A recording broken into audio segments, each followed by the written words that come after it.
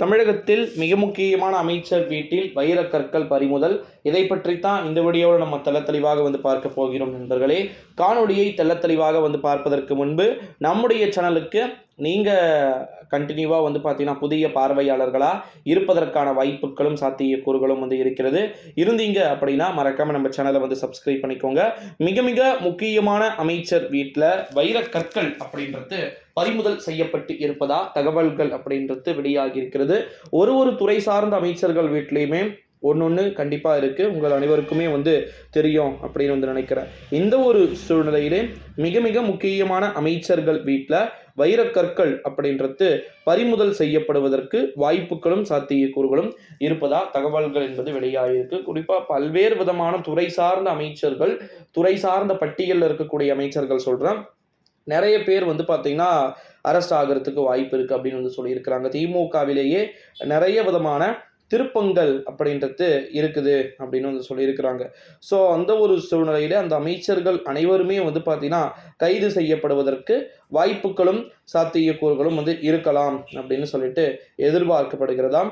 So உண்மையில் 2024ஆம் ஆண்டு நாடாளுமன்றத்துடைய தேர்தல் முடிந்திருக்கிறது. ஸோ இந்த நாடாளுமன்றத்துடைய தேர்தல் முடிந்த ஒரு சூழ்நிலையிலே யாரெல்லாம் தன்னுடைய வெற்றியை பார்த்தீங்கன்னா பதிவு செய்ய போகிறாங்க அப்படின்றதையும் நம்ம கண்டினியூஸாக வெயிட் பண்ணி தான் பார்க்கணும். ஏன்னா மிக மிக முக்கியமான அமைச்சர்களுடைய வீடுகளில் இந்த துறை சார்ந்த அமைச்சர்கள் இப்போ இருக்கிறாங்க பார்த்தீங்களா, மோஸ்ட் பவர்ஃபுல்லாக வச்சுட்டு இருக்கக்கூடிய துறையில் இருக்கக்கூடிய அமைச்சர்கள் நிறைய பேர் பார்த்தீங்கன்னா கைதாவதற்கான வாய்ப்புகளும் சாத்தியக்கூறுகளும் இருப்பதா தகவல்கள் அப்படின்றது வெளியாகி இருக்கிறது. ஸோ இந்த ஒரு சூழ்நிலையிலே அந்த பட்டியலில் ஏவா வேலு, அதற்கு பிறகு பார்த்தீங்கன்னா துரைமுருகன், பொன்முடி அப்படின்னு சொல்லிட்டு அது ஒரு நீண்ட பட்டியல், நீண்ட வரிசையிலே போகிறது. அந்த அமைச்சர்கள் அனைவருமே பார்த்தீங்கன்னா கைது செய்யப்படுவதற்கு வாய்ப்புகளும் சாத்தியக்கூறுகளும் பார்த்தீங்கன்னா இருக்குது அப்படின்னு சொல்லிட்டு தகவல்கள் என்பது வெளியாகி கொண்டிருக்கக்கூடிய ஒரு சூழ்நிலையிலே அதை பற்றி நம்ம கண்டினியூஸாக வெயிட் பண்ணி தான் பார்க்கணும் நண்பர்களே. மிக முக்கியமான அமைச்சர் என்பதன் காரணமாக என்னென்னலாம் பறிமுதல் ஆகுது அப்படின்றத பார்க்கலாம்.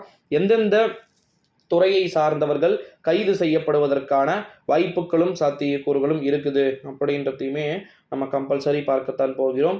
ஸோ 14 அமைச்சர்கள் சீனியராக இருக்கக்கூடிய அமைச்சர்கள் என்று கணக்கிடப்பட்டிருக்கிறது. ஸோ அந்த 14 அமைச்சர்கள் கைது செய்யப்படுவார்கள் என்று எதிர்பார்க்கப்படுவதா தகவல்கள் என்பது வெளியாகியிருக்கிறது.